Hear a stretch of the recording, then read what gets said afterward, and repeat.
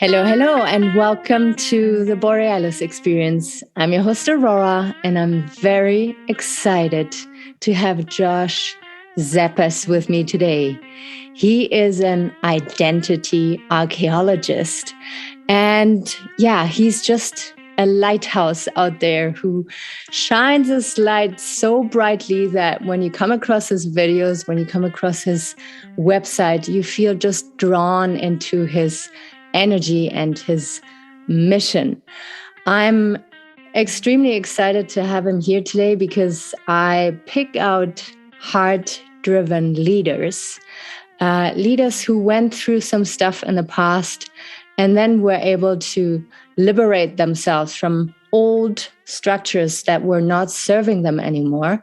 And I find it very interesting to speak to heart-driven leaders because we need more of them out there. We need less ego-driven leaders. We need more heart-driven leaders. Extremely blessed for Josh making the time to be with us today. At first, I would like you to tell us a little bit about your background. Obviously, I read a little bit about you, but people who are listening maybe didn't have the time to look into your bio. Where are you coming from, and what are the struggles that you had to go through in order to then connect deeply with your mission and yourself again? Welcome to the show, Josh Zepess. Thank you, Aurora. Thank you so much. Honored to be able to share with you. Thank you for allowing me to share time. Hopefully I could share some wisdom and knowledge and my experience. So I like to say I grew up as a soldier. I grew up as the good soldier. I did everything I was told to do. Like, yes, sir, yes, ma'am. I was that obedient person. And I was the first one in my family to go to college. And it was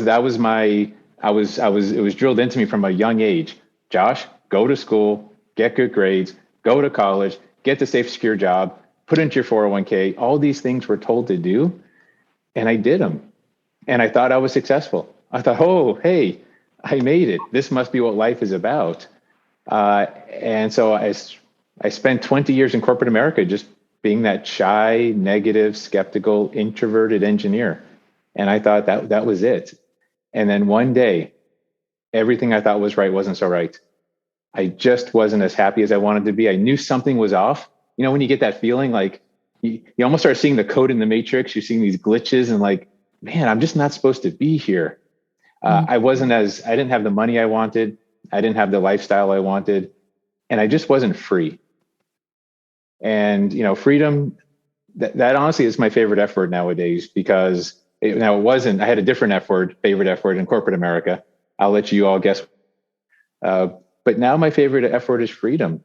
And I believe that on every level, physically, mentally. I said, I can't do this anymore. I want out of corporate America. I need to do something on my own. And I got into the financial industry. I got into the gym industry. I was a competitive bodybuilder. I was running franchise gyms. It was fantastic. And then one day I said, wait a minute, time out, Josh. Stop trying to make money for a second. What are you really good at? What is your genius? What is your real talent? What is that thing you could do better than anyone else? The thing that is easy for you to do? What are those things? I made a list. And then I said, okay, how can I bring this value to the world? How can I take these things and make money with it? And that's where Identity Archeologist was born. That's what led me to find, I just started with me first instead of with what makes money. And I said, I'm going to find a way to take me and make money with me. Because I think everyone should get paid for being themselves. Yes. No, that's so very inspiring. And I feel that is a very sustainable and healthy way to approach success and business.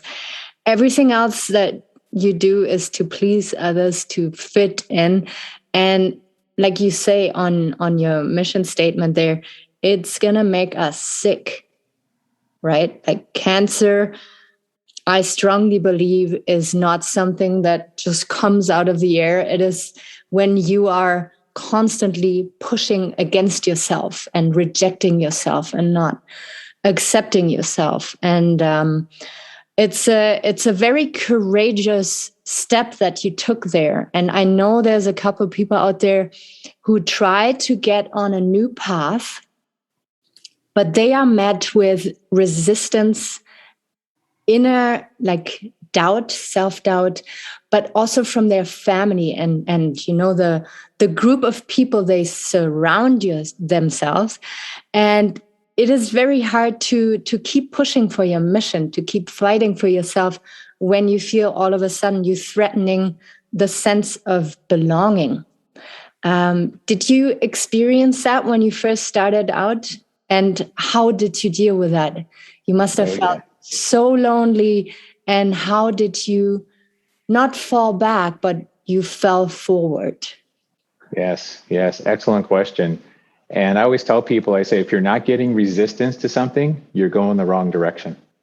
That if I'm not getting doubted, I'm not happy. I'm not doing something right.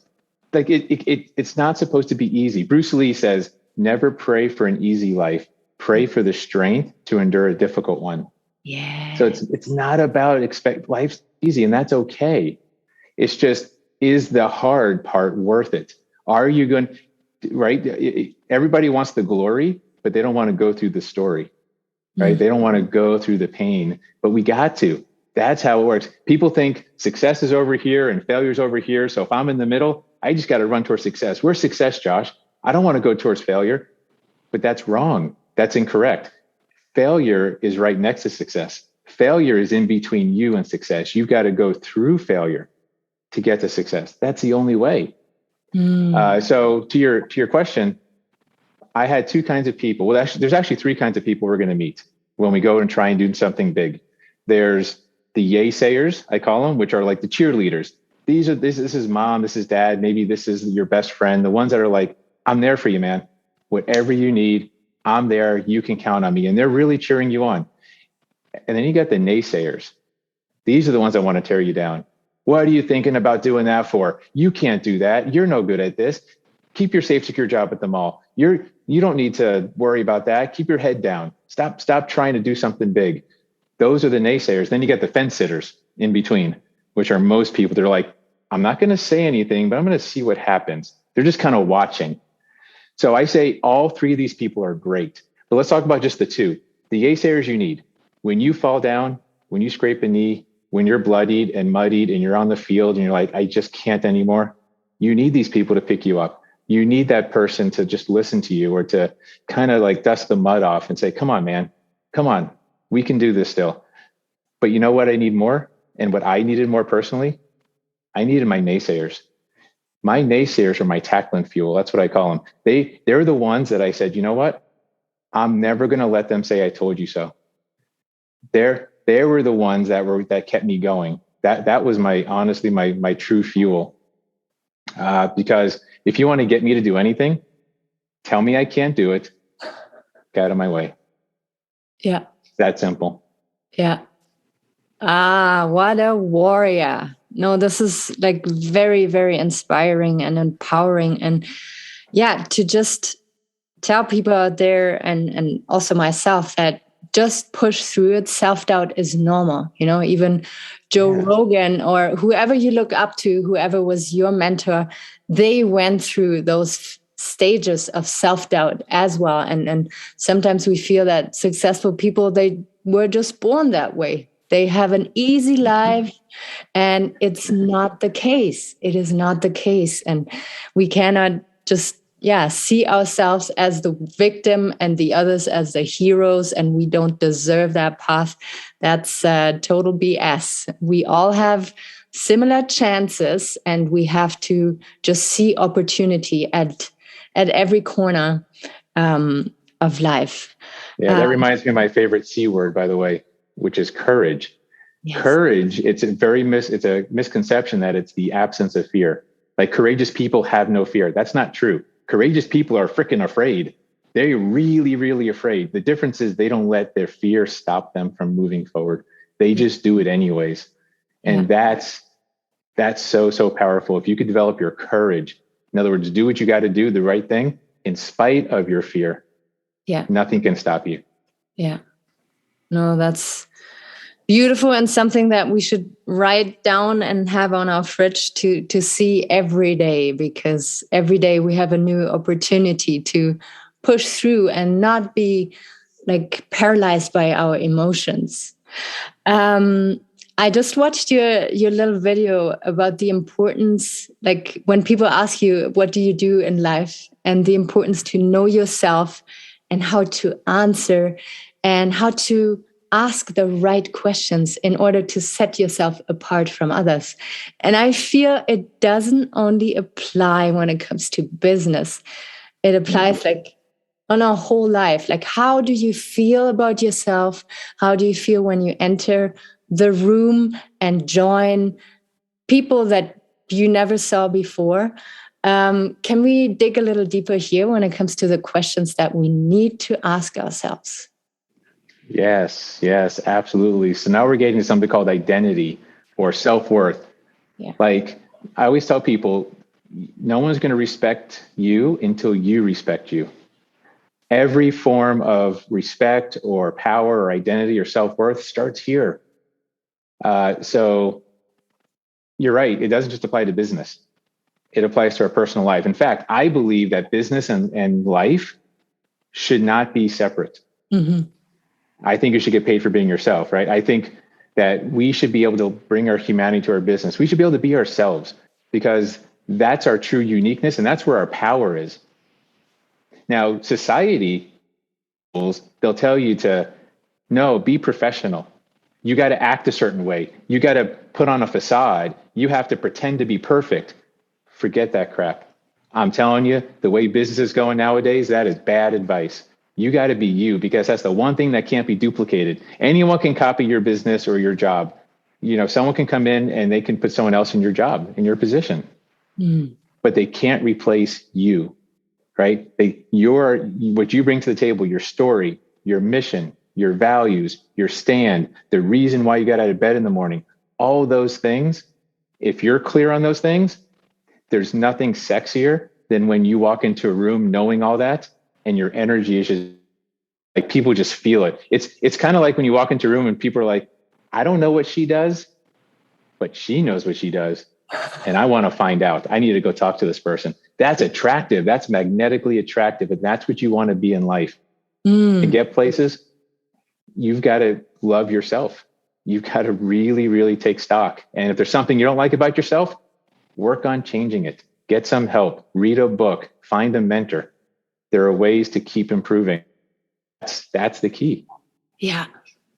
No, absolutely. And I think of all the people now who are unhappily single, and there it applies too, right? If you know who you are, what you want, what you represent, you will shine your light and you will attract the people in your life that are meant to be in your life. So very, very powerful statement. And then Can I add three other questions? There's actually three very important questions just in general. I do courses on goal crushing because I like seeing people achieve things. These are the three most foundational questions. If you can answer these, you can accomplish anything in life. What do you want specifically? Number one, what exactly do you want? And I mean with clarity. You got to see it in your mind. You got to be able to like see it perfectly, like feel it, touch it, taste it, smell it, hold it. What do you want exactly? That's question number one. If you can answer that, good. Why must you have it? Not why do you want it? Why do you want it? It's kind of that false question. Why must you have it? What happens if you don't get it? Will life go on? If life is going to go on, if you're like, if I don't get it, no big deal. Go back to number one, set a bigger goal. So number two is why must you have it? Who's going to be hurt if you don't get it? Who's going to die? Who's going to be injured? And then question number three is how are you going to get it? Because once you know where you are and once you know exactly what you want, the middle will work itself out. There's always a how. If I know I'm in Florida and I want to get to New York, I know I'm going to eventually get there. As long as I go north, whether I drive, ride a bicycle, do somersaults, do the mamba, right? It doesn't matter. As long as I go north, I know, because I know where I am in Florida. I know my destination. I will find a way to get there through learning how the right environment, the right associations. So know exactly what you want, know why you must have it, and know how you're going to get it. You can answer those three questions, you're absolutely unstoppable in anything in life or business. Mm-hmm. It sounds a little bit like calibrating your internal compass, and Yes. to, no matter what, focus on, the direction you want to go, and make sure that every day or every week you do a step towards that goal. And That's right. what I wanted to add to what you said previously about like being authentic and doing your job because of yourself and what you believe you are best in, and feels best for you. People can sense it as well, like the trustworthiness factor, for instance. I remember, greasy real estate agents or the greasy person at the bank, when they're doing this job because someone told them to, or because they want to please some kind of expectation. And you can sense whenever a person is doing it from the heart. And those are the people that we tend to trust more and give our money to, and open up to, because they do it from a very authentic place and not from a place of expectations and weird intentions. We're all animals, and I feel we can sense these things, and sometimes it is hard to put a finger on it, but you make it very clear what is important to bring into this world, and how to communicate our mission. And when we talk about lighthouse, for instance, you speak about lighthouse, and how you see a job shouldn't feel like a job, but it should feel like, an extension of your life. How can we imagine your lifestyle now? Like, how do you bring work and pleasure and like time out, relaxing time? How do you balance it all? Oh, excellent question. So real quick on what you just said, the one thing that trustworthy people don't say, they don't say, trust me. Right. That's so I always tell people, I said, look, if someone says, trust me, the last thing you're probably going to do is trust them. Yeah. So if anyone who's listening is in sales, if you have a job in sales, which is very common, stop selling. Stop selling. You don't need to convince people. You don't need to tell them, hey, trust me, I got the best product. Stop convincing people. Instead of selling, start sharing. Sharing what, Josh? Well, sharing why you care. People want to know why you care before they care what you know. Start sharing why you care. Start sharing value. Start just looking at it as that person that you're talking to. How can I help this person? How can I provide value to their day? Whether or not they become my client is irrelevant at this point.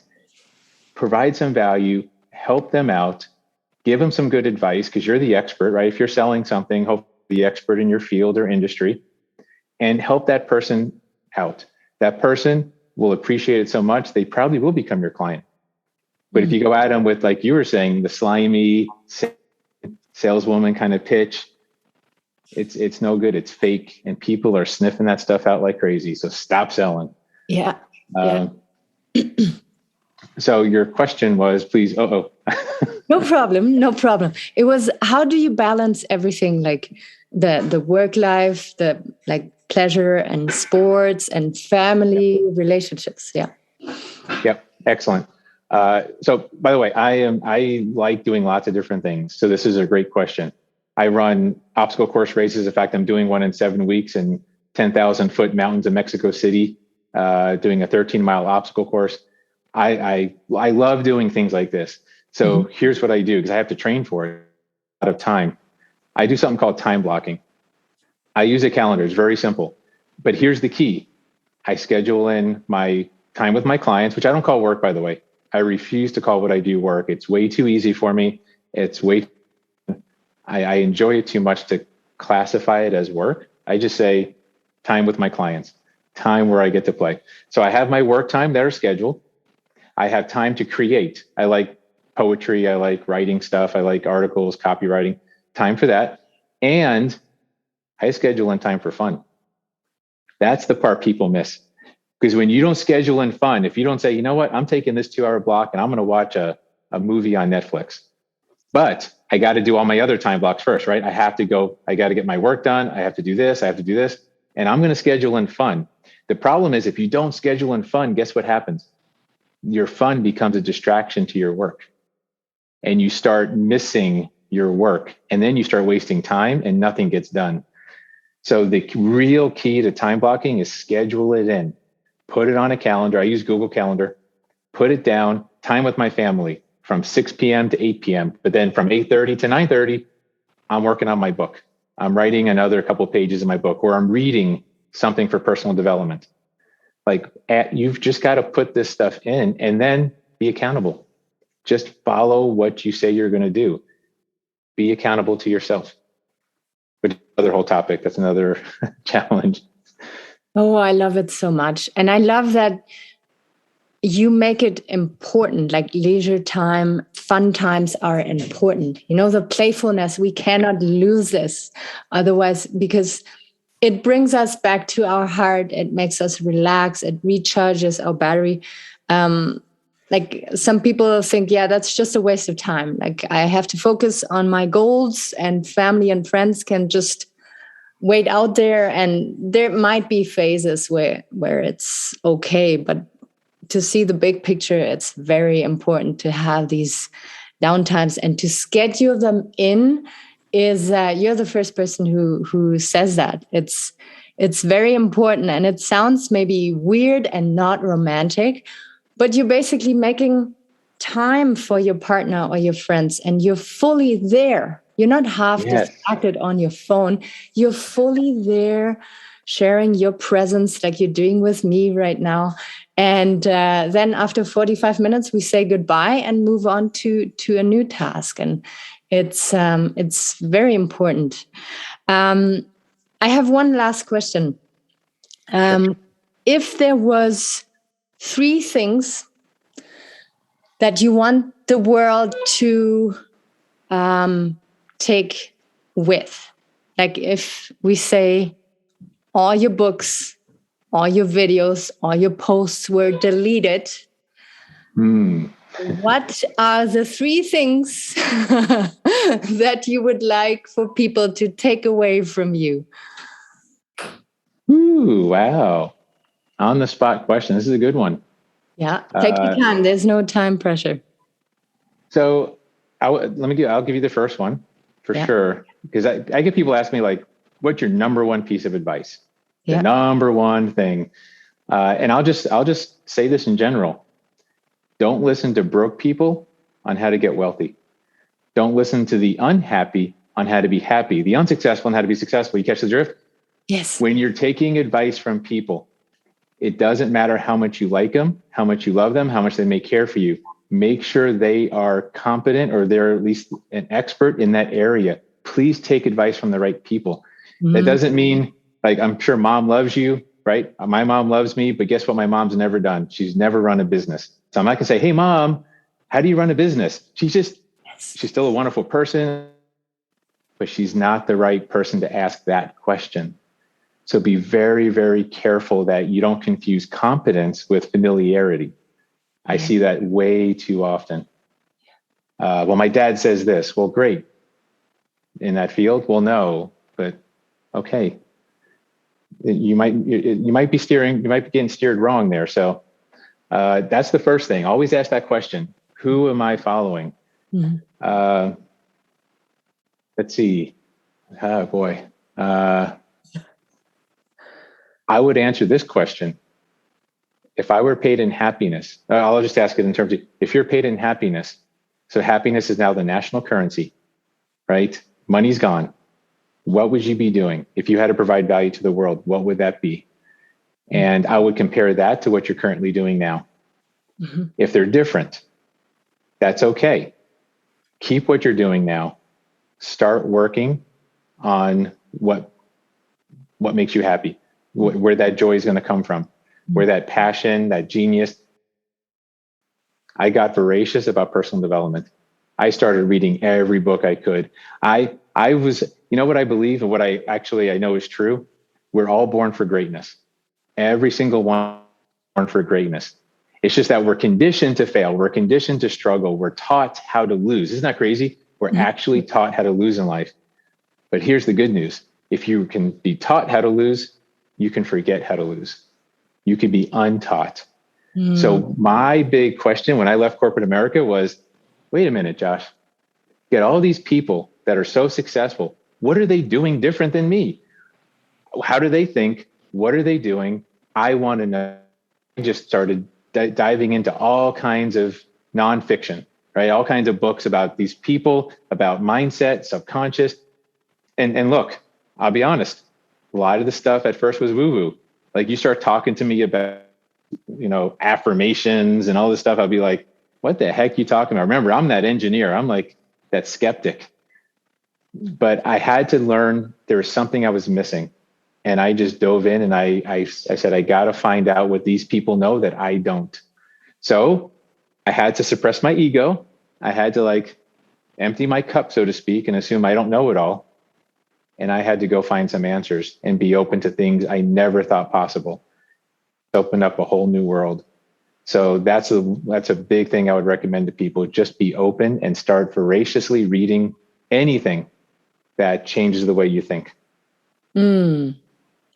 Wow, this is so powerful. And nowadays, books are at the tips of our fingers, and you can download a Kindle or audiobooks, and there's really no excuse not to, or podcast, right? There's tons of entrepreneur podcasts, and like my last guest said, we live like emperors. Even emperors back then, they didn't have running water, hot and cold.